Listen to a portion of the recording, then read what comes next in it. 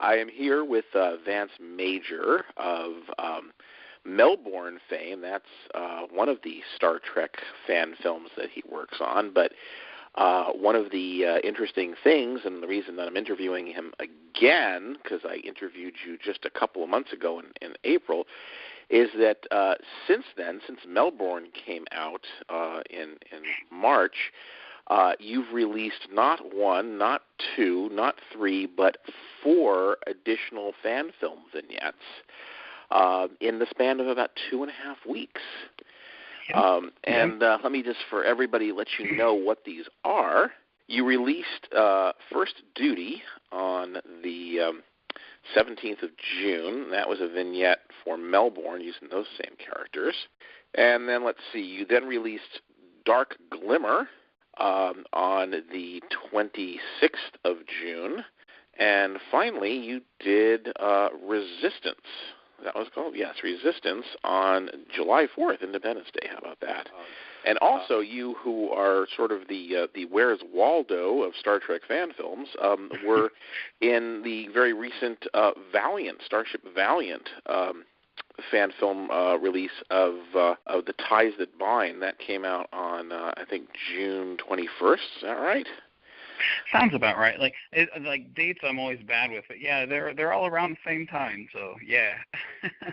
So at this point, you probably have some kind of record. I'm not sure if Guinness is following Star Trek fan films, but I'm not sure that any other fan film producer has released quite so much in quite such a short period of time.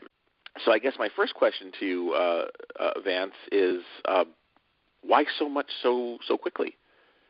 Well, the thing about it is, like, I've even now I've got 2 that's in editing that's close to being released.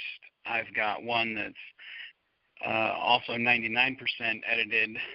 That's a cross with Dreadnought Dominion called Command and Conquer, and that also takes place in the Mirror Universe. So I've actually got 3 more that's just about ready to go. They've already been filmed. That's going to bring your total to 7 fan films in about a month and a half, 2 months? Yeah. Oh. Yeah. Okay, that's got to be a record.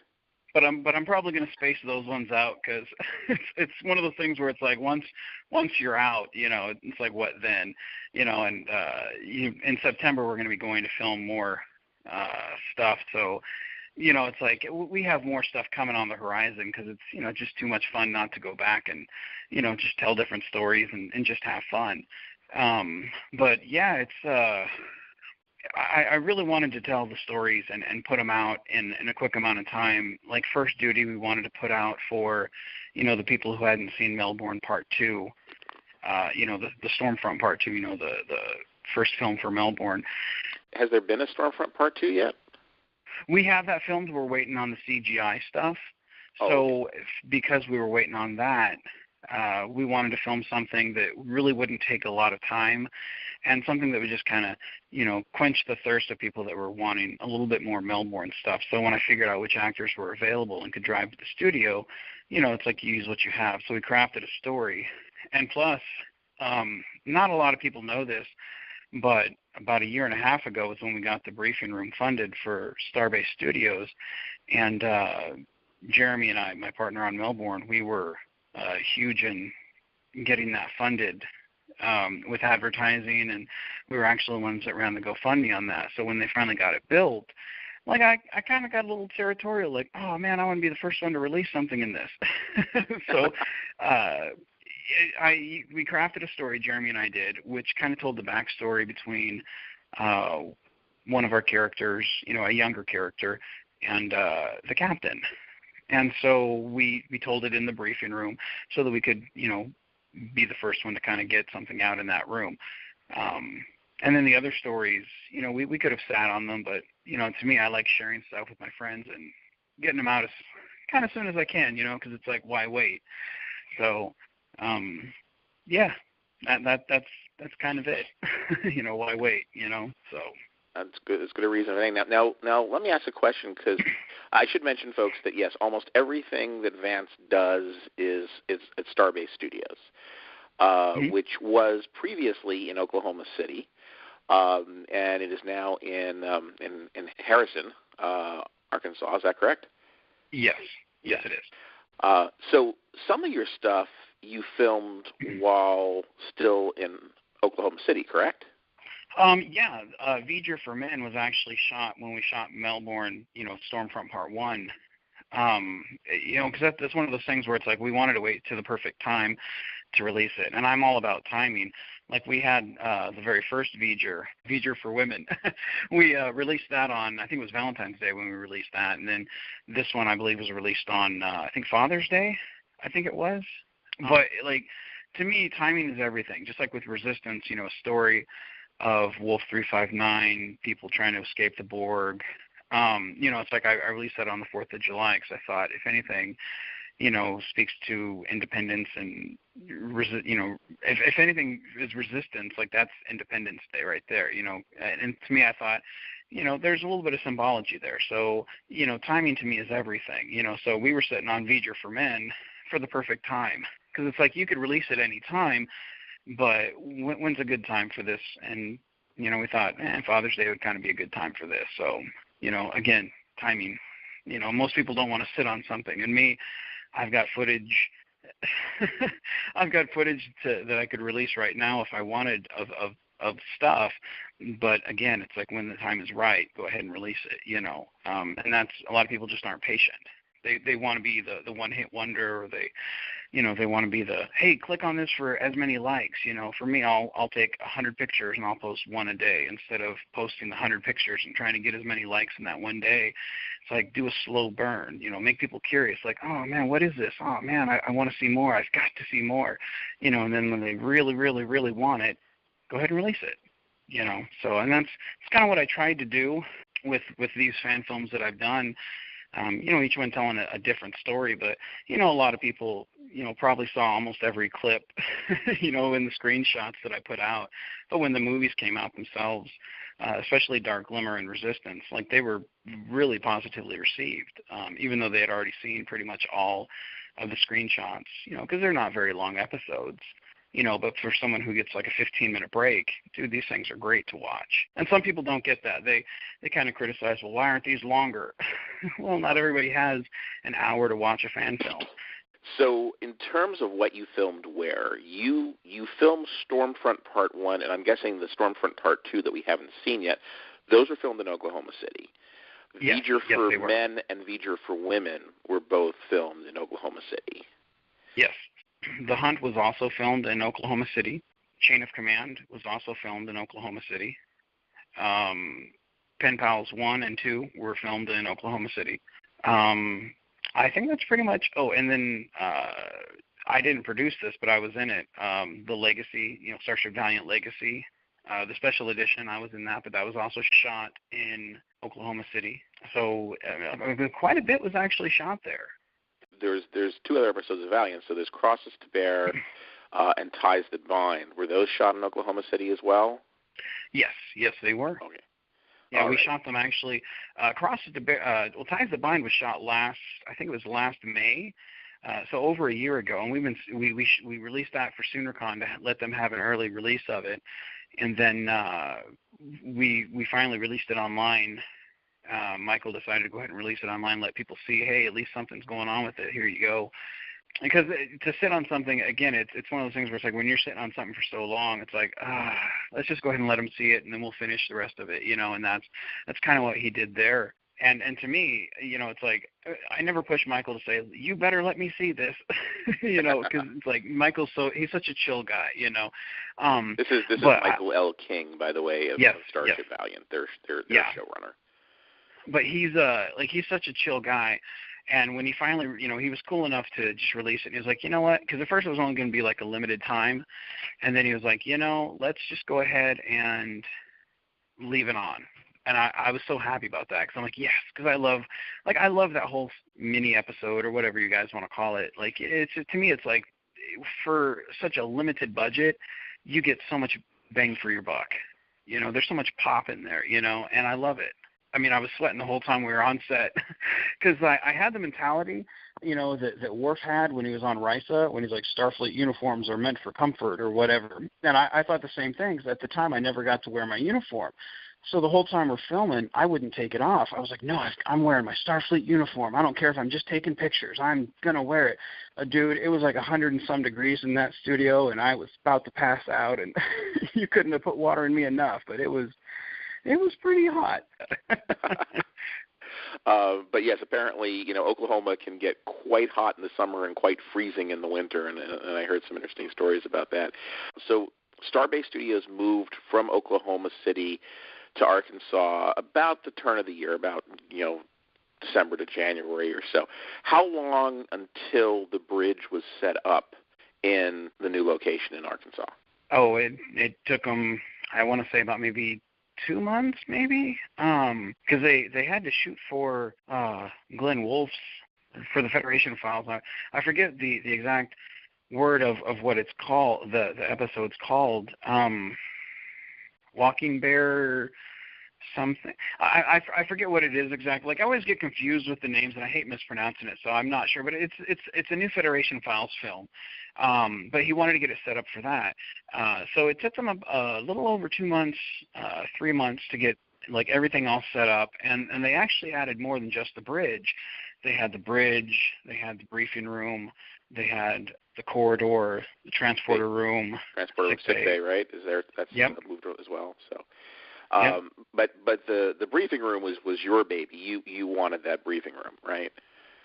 Well, I needed it for the Stormfront originally, and for reasons that I can't go into, but it didn't get made, and so it was kind of disappointing. That was one of the reasons why I was kind of like, man, I really want to be the first one to film here. So when they finally got it up, I was like, eek, yay, I'm gonna go film. So it's like we finally were able to get it done. And plus at the other studio, like there just wasn't really a lot of space to do.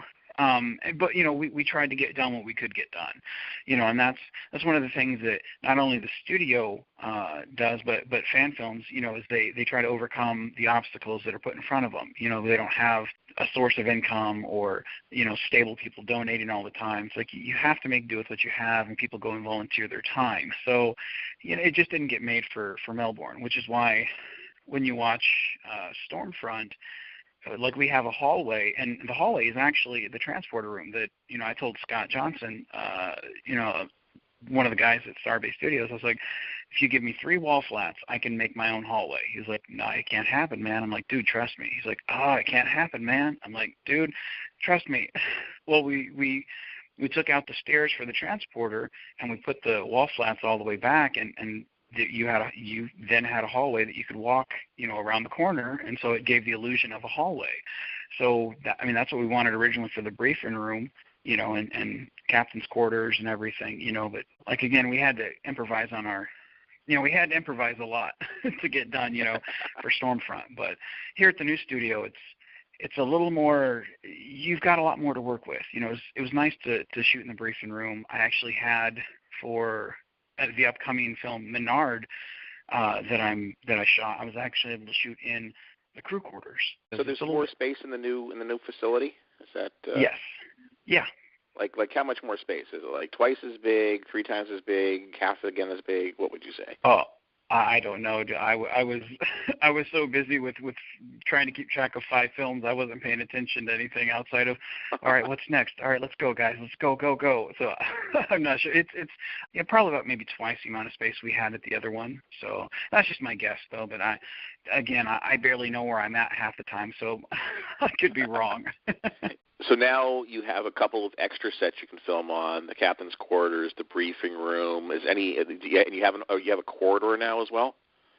Yeah, we do. And that was one of the things, like, when you sit there and you watch the original series and you see the little, the hallways, like, you don't realize how much space is there and whatnot. And this new hallway, like, it's not super long, but it's just there's something surreal about walking through that hallway, and you're like, man, I feel really cool. Like, you walk out of the transporter room, you walk down the hallway a little bit, turn the corner, to the left, you can walk through a door and you go up to the bridge. If you go to your right, you go to the briefing room. And it's so surreal to actually have sets like that, whereas before it was just like, okay, as soon as you walk off the bridge, walk 20 feet, and then you can go into the transporter. Like, you have to fake a lot of stuff, whereas with this, you don't really have to fake it. Like, if you walk outside of you open up the doors, walk outside the briefing room, you're in the hallway. So, I mean, it's very cool, whereas before, we had to go grab some wall flats or green screen or something, or hide the fact that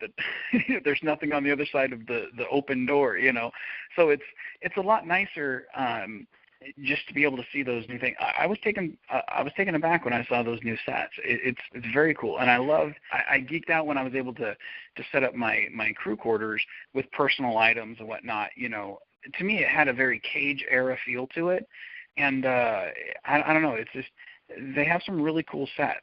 I'm glad to see it's expanding because, I've been with the studio for 3.5 years, helping them out when I can and shooting there. Like you said, most of my stuff's, shot there. It's so refreshing to see that, to see the sets grow. It's gonna be nice to see other fan films that film there be able to, move beyond just having everything on the bridge, because for a while that was all you really saw of stuff that was done at Starbase Studios was just stuff on the bridge. And the bridge is gorgeous. It's 360 degrees. You can do a lot of filming there, but when they finally made a sick bay, suddenly you could expand that first episode of Starship Valiant to have the sick bay scene, which they couldn't do initially, and then that beautiful transporter console. Like, okay, yeah, it's wonderful that it's all growing, and I'm looking forward to seeing more. When we were in Oklahoma City, like, it was like, every time I'd go film, I'd come back driving, and I'd be thinking, how can we build an engineering set? How can we do this? How can we do that? With the amount of space that we have, like, you can probably do that. Dan and Glenn are both great people on building. They build. They've built some wonderful looking sets. Honestly, Dan Reynolds, by the way. Yes, Dan Reynolds and Glenn Wolfe. Like, they've built some wonderful looking sets, and I can only imagine, like, man, if we ever get to that point where we've got an engineering set, man, that's awesome. Because, I mean, as I play an engineer character, it's like, dude, I just want to be on that set once, because it's like, yeah. So far, I think I'm the only person that has shot in every single room that we've had. I could be wrong, but I think my character is like, I think I put myself in every single, in a situation where I've been in every single room, because I just want to be like, yep, I was in that room. I love it, because I'm such a big fan of the work. Because, it's such, again, like, I never liked the original series growing up, but the first time I walked on that bridge, like, I got goosebumps, like I was taken back to the 60s. And so it's the same time, every time I see the sets, it's so nice. And it's like, man, I've got to put myself on camera. It's more than just a selfie. It's like, man, I want to do something that I enjoy on a set that I may not get this opportunity again. We always think we have tomorrow. Look at Christopher Reeves. He thought he had all the time in the world, and sadly he had the accident, and then he wasn't able to be Superman, and, did other things, as Superman, with a great personality and everything. And when you realize that you only have a certain amount of time to do something, you need to just do it. I hope these sets inspire other people to make their films. Just tell a good story and do something for you, and realize that you can do it. All these people that say, you can't do it. Dude, screw that. We got cell phones. You can record something. You go get a crap costume from the Halloween store and come tell a story, Carpe fan film. Right.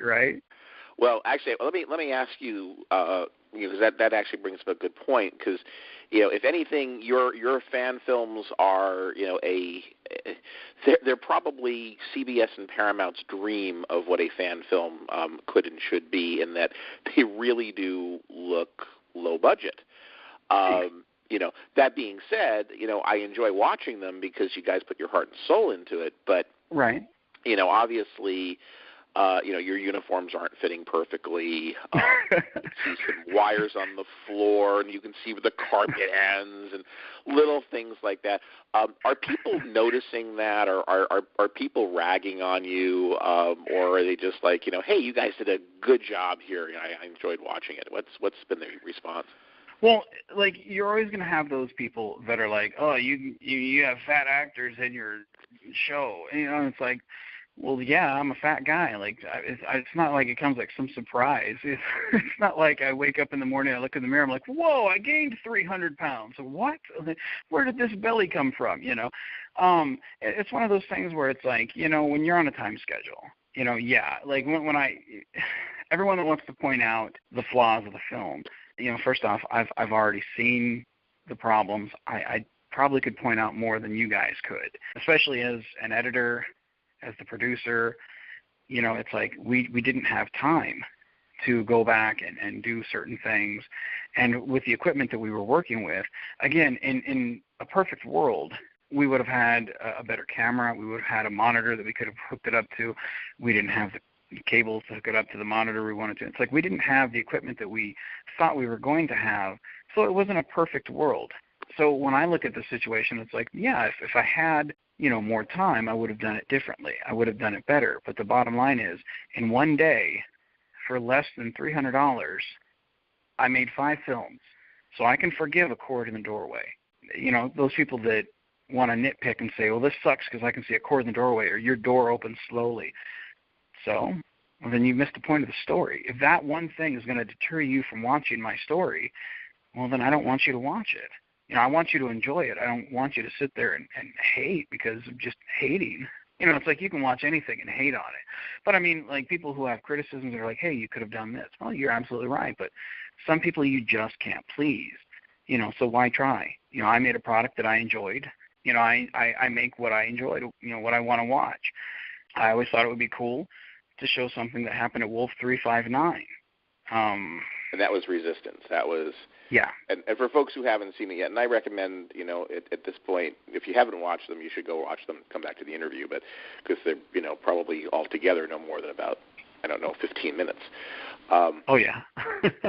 Yeah. But Resistance, a lot of fans were sort of, you told me this before, that a lot of fans were kind of confused of, why are people on a TOS bridge set wearing Next Generation uniforms? Mm-hmm. Your answer was you might as well tell them now, because when you watch it, you should know and understand what it is that you want to tell them. Well, it's like the thing about it is like I have a line in there that I say, not bad for a museum piece. And it's like that one line of dialogue fixes everything. Like if you can't understand that we rush onto the ship, they were hauling butt trying to get out of there. The fact of the matter is, like, when the nacelles light up, they light up blue. And that tells you something's wrong. Later on, you hear the ship has engine problems. Like, the ship's not meant to go, but we're trying to get out of Dodge because the Borg is attacking. We want to get out of there. The one guy says, all the civilians are now on board. Okay, what's that? Again, we don't have, we're not a fully stocked ship. We're not prepared to go fight the Borg. I've been, one guy commented, well, why aren't you fighting the Borg? What are you talking about? Like, that's not the point of the show. Like, the point of the show is not, let's go fight the Borg. Like, we wouldn't win. That's not the point. The point is to show we're trying to get out of here and to show someone stepping up into a role he's not really wanting. He's an engineer. We've all, up to this point, we've always seen him as an engineer. This is the first time that he sits and takes the captain's chair. I wanted that to be something momentous. We say it's a museum piece. Most people got that, and they're like, oh, right on, that's so cool. Some people just won't get it, and it's like, no matter how many times you explain it, they just want to complain. Oh, those uniforms don't fit the bridge. Okay, and you just smile and nod, and that's really all you can do. And those are the people that you just don't listen to. You just kind of tune them out. Is there going to be another part, like a part 2 or part 3 of Resistance, or is that it? I have 3 films that I'm releasing that's part of my phase 2 of fan films, which is Command and Conquer, and then Menard, and then the Valhalla Stone. After that, I'm moving on to my phase 3 of fan films, which is going to be basically away team stuff, because I want to shoot on some location places. And I've got a bunch of uniforms. It's like I might as well shoot with them, on some location stuff, because there's some beautiful locations, around Arkansas, around, Junction City, Kansas, and the country. I will be revisiting the characters. I don't really think we need to go back to that situation with Resistance. Like, it's been brought up, and I just think we've said all we pretty much need to say. Like, some people have said, well, this needs to be longer. But I'm like, but really, haven't we said all we needed to? Like, we're getting out of Dodge. We've escaped the Borg. The guy steps up into the captain's chair. Like, he's trying to give these people hope. That's kind of all I needed to say with that. That's kind of it. I think if we were to revisit that, from that moment, it's kind of pointless, because then you're kind of beating a dead horse. I'd rather see, well, where are they a year from now or 2 years from now, or heck, during the Dominion War, where are they later on? And that's one of the fun things about jumping around through the timeline, is I can tell these stories kind of out of sequence for how I see things in my head. And I don't have to tell, 30, 40-minute stories, or, 2 15-minute segments to tell a full thing. I can just be like, no, this is just a glimpse in the life of, and it's all I really want to say, and I can go do something else. If you think about it, you're following the guidelines that says no continuing series, because even if you look at First Duty, which is using the same characters as Melbourne, it's not Melbourne the First Duty. It's just you're calling it First Duty, and if CBS were to say it's the same captain, it's the same crew member, it's like no, it's just the same actor playing that character. I mean, you've got so much wiggle room, I guess, be the best word for it. And your other stuff as well. Even if your character of Menard appears in other places, they really are absolutely separate storylines. It looks like. Well, and that's the thing of it. Like again, like that's part of the fun of like I said, jumping around. Telling these weird stories. Is it's like there are some people out there who are strict. The guidelines ruined fan films. Absolutely not. I mean, granted, they may not be the what you expected them to be, or but for people who are just looking to have fun, it's like again, like I work at a meat packing plant. And we don't get long breaks, and people who work at fast food, they don't get long breaks. So with my audience, because I have a huge following online, for those people who, when they go on break, when I release something, they can watch it and still get back to me and message me. We can go back and forth. And that's what I did. A lot of times when I've released those films, like they got back with me still on their break. And that's one of those things where, far too many people, they want to just be mad. They want to be angry about something that, is really kind of out of their control. And my thing is, I've always stood on, if Paramount ever said, or CBS ever said, hey, Vance, stop. Oh, okay. All right. I mean, I don't see why you would ask me to, because I'm kind of harmless. But all right, it's your sandbox. But it's one of those things where it's like, if I do bend a rule here or there, it's not done out of spite or anger or, a middle finger to them. It's because, hey, I think this is okay. I think this is acceptable. They'll let me know if it's not. But, everyone thinks, if you bend something or you kind of look the other way on something, oh, they're going to sue you. They're going to sue you. No, that's not necessarily the case. Like, that's not how they operate. They'll let you know, hey, cut it out. Oh, all right, my bad. And I'm just going into it with good faith. It's like when you look at my films, like you said, this is, they do look kind of broke in some places, because it's like, dude, you're right. You're not wrong. Like some people would probably get pretty ticked off because they put their heart and soul into it. But for me, I'm like, no, that's a good thing. I'm glad, because I'll be like, hey, if you can't really sue me because look at my film. It has a cord in the doorway. Like how bad would you have to be to sue me for that? Like that's really sad. And, it's just one of those things where, I don't mind the flaws because I'm saying, look at the story. What did you think of the story? I'm having fun. Are you? And that's what fan films are about. Like, let CBS and let them have their budgets. Let them tell those stories. I don't have the budget for that. I can't fake that. But I can do an acting. I can have my friends act with me. That's what fan films are about. I've crossed so many characters with my stuff, and I've met so many people in the fan films, and they're all talented people. I wouldn't slander any of them. And some productions are, have better product value than others. But they're all passionate. It's really a cool thing to be a part of. It really is.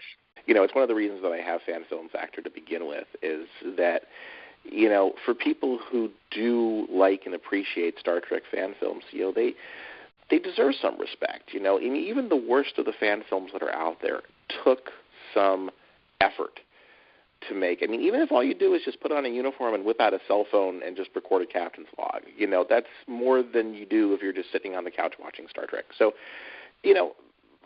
Viva la fan films. That's my feeling. And I joked to one of my other interviewees recently that I have my prime directive of 2 rules on Fan Film Factor. Rule number 1: there is no such thing as a bad Star Trek fan film. And rule number 2: if you see a bad Star Trek fan film, refer to rule number 1. Right. So so more power to you to do all this stuff. So you said you actually filmed. You did 5 fan films in one day. Mm-hmm. What was that day like? I'm guessing the reason that you did 5 fan films in one day is that everybody had to make their way to Arkansas, which is not necessarily next door. Right. You had to drive across 2 states. The thing about that was, because originally Dreadnought Dominion was supposed to, we were supposed to film one there, and I was supposed to be the director for them for their short that they were going to do. And I'd asked them, I said, hey, I really want to shoot this segment, the first duty. Would you mind if I did that? And they were like, sure, that'd be no problem. Like, because at this point, hell, they're family. In fact, that's how I feel about a lot of the people in the fan film business, if you want to call it a business. The fan film thingy-mabob, I would say industry, but that again, some people take that out of context and go, look what he said. I feel like a lot of people in the fan films are like family to me. I'll do anything for them, and that's when they asked me, hey, would you direct this? I'm like, I'm not really a good director. Have you seen my stuff? It's not really that good. All right, I guess I can. They had to back out at the last minute, and I already had people, because they had asked me to find some extras. So I was like, well, sure, I'll have some people come down, and we'll do something. Well, they were already scheduled to come. They had taken time off work. They had taken, they had denied paying gigs to be there. And so I was like, oh, shoot, I need to be there. So I gathered up all the scripts that I had so far, and which was 5 in total. I was like, hey guys, this is what we have. Are you guys want to do this? And they were like, yes, let's do that. So we had the plan to do 5 in one day. And it pretty much was like boom, boom, boom, boom. For that week that I had to set up for that, or week and a half that I had to set up, like I had to have a lot of stuff in my head to think of, okay, how are we going to plan this? How are we going to plan this? How are we going to set this up for this? Because it's like when you go to set, a lot of people don't realize that you're sitting around a lot of the time if someone doesn't have their stuff together. On one side, it was chaotic, but on the other side, it was so chill and fun. When we had a blast. And you always have a blast when you're on film set, but this was a different type of chill. Because we knew we were doing 5 different projects, and we knew that had never been done before. And not only 5 different projects, we did Cage era, we did Mirror Universe, we did Next Generation era, we did TOS era. I mean, we did 4 different eras in 5 different films. That's unheard of in one day. It was fun, but you had to keep everything together. And it was pretty much the same thing like that on Stormfront. That was my job, was to keep everything together. So it's a good it's a good habit to have, to just keep everything in your head. And communication with your people. I couldn't have done it without Kent Edwards and Scott Johnson. Those 2 people, Zeke, that guy, like top-notch guy. And a couple other people, and they don't want to be mentioned, so I won't mention them, but they know who they are. But honestly, those group of people, we couldn't have done it without them. And the actors, even the newbies that came in and had never acted before. Yava, I've never met her before. She plays Menard's wife for his origin story. And I had never met her before, but honestly, she's one of the best actresses I've ever seen. She's very easy to control on, hey, you need to do this. Hey, try it this way, try it this way. Some people are very hard when you say, no, try it this way, and they'll tense up on you. They'll think, oh, I'm not good enough. With her, it was never like that. So I had just a great group of people both in front of and behind the camera. So it was great. It was honestly the most fun I've had on a set. That's fantastic. When did you do this marathon day of filming? Was it April? I want to say around April 21st or forgive me. I'm probably telling you wrong. I think it was around April 21st or April. I don't know. I get my days so confused because of my job. I work 6 days a week, 12-hour days, so time really doesn't mean much to me. I tend to, like, everything just breezes right on by me, so I'm not really sure. But it was probably a couple weeks before we released First Duty, I think. Yeah, I want to say it was like mid to late April, I think. Yeah, I think it was around the 21st of April. So First Duty was released very, very quickly. Other things took longer. Well, First Duty was pretty short relatively, or I guess maybe easy to film. Are your editors, well, do you have one editor or more editors? I mean, when you're doing post-production, is it one guy working on everything all at the same time, multiple guys? What's the pipeline like? Usually, like my main editor is Gary Davis, one of the producers on Dreadnought Dominion that I work with. And so for me, it's like I do a lot of the heavy lifting, but then I send it to them and they polish that and they make it look 20 times better. But I do have, for all these projects, I do have different editors.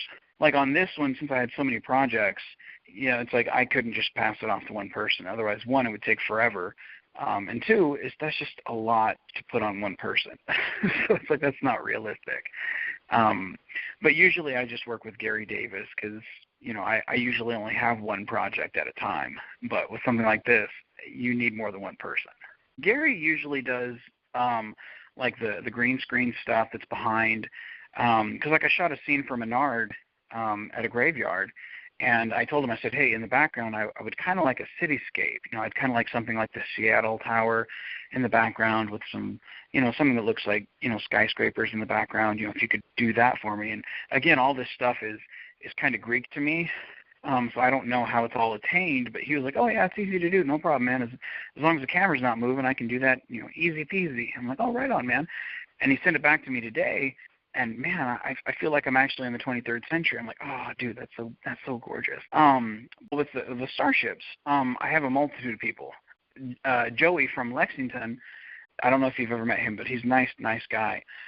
He did some of the work on, let's see, he did the Borg cube. He edited that thing together. He did the work on First Duty, and he's doing part of the work on Menard. But usually, like, I'll have Gary Davis do it. Again, it just depends on, what I need for who has what ship and who has what I need. Like Gary Davis did the Constar, which is the ship from Resistance, the blue warp nacelled Constitution class ship. Yeah, he did that one. I think that was just a rip off of like his Dreadnought Dominion, edited together. Like it was something so simple, for him. He said, "Oh, that's easy." For me, I'm like, "Oh, that's great." But it's great to have a guy who says, "Oh, that's easy," and then does it for you. Yeah, exactly. And then for my music, Perfect Pursuit did Stormfront, of course. Those people, Quincy, he was the main guy that I talked to on that. But all of those guys are really great people. I saw them in concert and fell in love with their music and did an ad for them, and they were so grateful, that they agreed to do our theme for Stormfront, and we're going to continue to use them on, scoring, Stormfront and everything, and all the films that I do for the Melbourne stuff, because they're just such great, talented people, and they bring kind of a different flavor to the Star Trek universe. And I brought on Adam to do the same thing with like First Duty, with Dark Glimmer, with Resistance, because the thing about those is you can shut your eyes and just listen to the music, and it has a certain vibe, especially Dark Glimmer and Resistance. Like they have a certain kind of flavor to them. And I think that's what's missing from a lot of fan films is they all recycle the same music. And I think that kind of takes away from the story they're telling. Like if, some of the films you close your eyes and listen to it and you can't tell what you're listening to. And that's something that I told Adam. I said, I really want to bring you on board as, for my personal projects, for the sound guy. And I'll send him a song, and I'm like, hey, you hear this song? Can you replicate something like that? Like, just the vibe. Like, this is how this song makes me feel. Can you make something like this? And he's like, let me think. And usually 9 times out of 10, he can get it back to me. I'm like, oh, I love it. Like, for First Duty, if you notice, the spaceship doesn't have any sound. And it's because, the visuals weren't that great inside with the cord and everything, as people have pointed out. But Sean had this mentality. He's like, how about if we, I put a grain filter over it, we can kind of grain it out, and it kind of gives it that 1970s vibe that you were kind of looking for. I was like, oh, I love it. And so I thought, well, why don't we take it one step further and just have no sound on the spaceship, when it's flying in screen. Therefore, because when you listen to like Alien, there's no sound when you listen to the ship passing by. So I thought, and some people hated it, and I'm like, no, that's fine, but I wanted to do something different. I told him, I said, I really want to capture that kind of 1970s Battlestar Galactica vibe.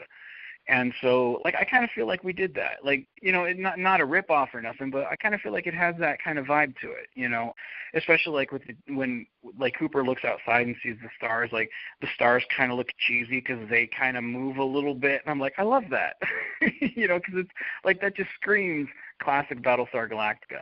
But if you listen to the end, the last part, the music, like it has that kind of alien music, something very similar. It's in the same vein of like Alien, and it's because that's what, like I told Adam, I said, I really want this music with this. Could you do something? And he's like, sure. How about, he sent me a couple pieces, and I was like, I love it. So it's like, again, First Duty is really an homage to 1970s sci-fi. So that's why when people give it kind of a hard time, I'm like, you don't get it. We were trying to do something different, and each one of these pieces is something different. Like with the Mirror Universe, it's like we had a different story that we were telling with that, and then we went Next Generation era. It's like with each thing we were doing, and then with my character's origin story with the next one, and then the Valhalla Stone, like we've got a big surprise for that. It's like we have a lot, with each one of our films. It's like we were doing something drastically different. It wasn't just, hey, look at us, we're ourselves in TOS costumes in the same poses as Kirk and Spock, look how clever we are. Like we wanted something drastically different. That's what everybody on set, both in front of and behind the cameras, knew. I think they work. For what we were doing, I think they work. Was there ever a point in time where you sent something back, either a visual effect or a piece of music, and saying that's not what I want, please change it, or was it pretty much what they gave you was what you used? I think one time with the music, and it was just because I was like, I'm not feeling that. And he was like, yeah, I'm not really either. And I was like, oh, okay, right on. But most of the time with the visuals, like with the Wolf 359 thing, like that was very difficult for Gary to do because it was like different ships. He had never done that before. Put so many ships in one shot and then have one ship moving. Like it's one thing to put so many ships in a shot and then take a picture of it. Like that's different. But to have these ships moving, to have fire in there, and to have a ship flying toward the camera, it's like for us, it's tricky. I know there's people out there who'd be like, oh, it's a piece of cake. Well, great, that's not us. And I know some people look at that and say, well, one of them looks like a model and another one looks like, to me, I'm like, I'm happy with it. Because it's like I saw the early stuff where I was like, no, this is too much of this, or this is too much of this. But I think the final product, it's like, yeah, I can live with that. I'm good. I'm happy. But for me, usually, I'm pretty, whatever the people come up with, I'm usually pretty happy with what they come up with. I'm not too picky. Because, again, for me, it may not be what I envision unless I have a specific shot. But it takes them time to do this stuff. Like it takes time to render pieces. It takes time to write music. So to have someone say, no, that sucks. Oh, dude, you're going to lose a music maker that way. Or to tell someone, no, your CGI blows, dude. Like that's a good way to lose people, But, you got to know when to compromise and when to say, no, I specifically need this shot. Because originally how I wanted the Wolf 359 shot to look, I wanted to look a lot like in Star Trek when they drop out of warp and, all that battle damage from what Nero did, is all around them. And you see the one saucer section come fly toward it, and Pike is like, basically, get us under it, Mr. Sulu, and the ship goes down, and it's just a real tense moment. That's how I envisioned it, and that's not what I got. But I'm very happy with what we got because it gives him the creativity to come up with something, brand new. So for me, it's like, you got to know when to compromise and when to say, no, I specifically need blue warp nacelles because that's my nod to the JJ films. And I know that's going to make some people mad. So let's do it, So you got to know when to compromise and when not to. Again, it's story of substance. Like I would rather give them a great story than worry about, well, this looks too much like a model and everything else doesn't. It's like, dude, are you really going to gripe over that? No, it's a fan film, dude. I have one final question for you. So in another conversation I had with you, not on this interview, but just chatting, you mentioned to me that there was actually a stopping point in your mind where you were going to make this many fan films and then not make any more. Yep. Is that still in your head? Do you still have a stopping point in your mind? And if so, why? You kind of want to stop while you're ahead, and you kind of want to stop when you've kind of done what you've needed to do, and then just walk away. Like if you ever eaten pizza and you've had like one too many pieces, and you're just like, oh, I should have stopped. And that's kind of what I feel like fan films are about. Right now, I'm in phase 2. I've got 3 more films of phase 2, which are Starship stuff, which is me trying different things, and then I'm going on to phase 3 of my fan films, which is away team stuff, which is outdoor locations. Once I'm done telling those films, then I'm going on to phase 4, which is very specific, kind of tying up loose ends. Once I'm done with that, then I want to walk away, because then I don't need to tell my story. I feel like I will have told everything I need to, and I don't need to. You know, if Michael King asks me, hey, come on back, I need Menard for this, sure, I'll be back, because I'm loyal to Michael King. Like, that dude is one of my best friends in the fan films. So, of course, I'll come back every time he asks. Or if Gary needs me for something, sure. But filming at that point will be one film maybe every year, maybe every 9 months, as opposed to now where I'm going to the studio, you know, every 3 months, every 6 months, and shooting 5 films. Like, I don't want that responsibility as much. Like, you know, my son was born in February, and I love being a dad more than I love being a filmmaker. And I have room for both, but I kind of want to step back and be more of a full-time dad. But I do want to tell these stories so that he can look at this and say, wow, if my dad can do this, I can do even better. I can do more. You know, far too many times parents push their kids in the wrong way. I want to inspire my son to do better than I did. You know, I'll never ridicule him, you know, like some parents do, and you better get this and you better do this. Like, that's not me. But I want him to look at my stuff and be like, wow, you did all this, I can do even better.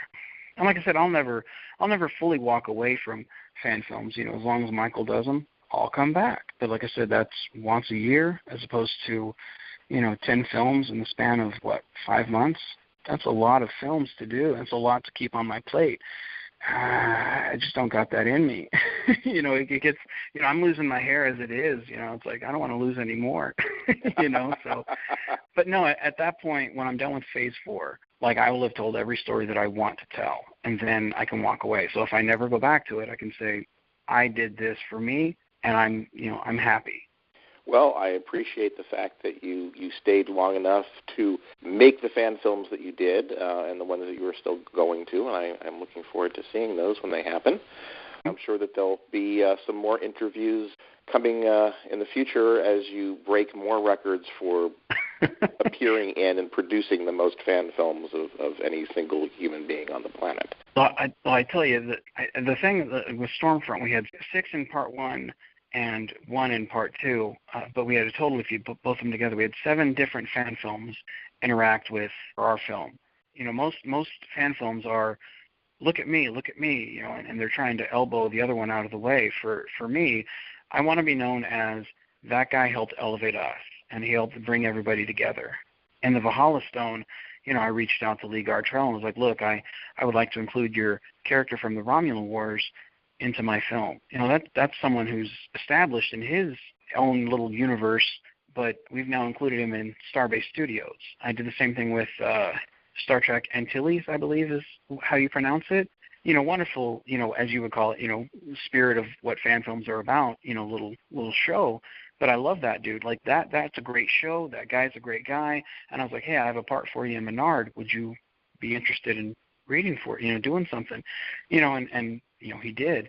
To me, that's what fan films are all about, is coming together and doing those things. So no one ever has to look at me and say, oh, that guy's a great guy. Like, to me, it's like, no, look at all these other people. They're awesome.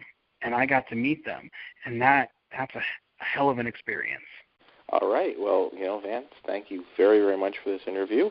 And we'll see you on our YouTube screen. All right. Well, thanks very much, man. Thanks for having me, brother. Anytime, man.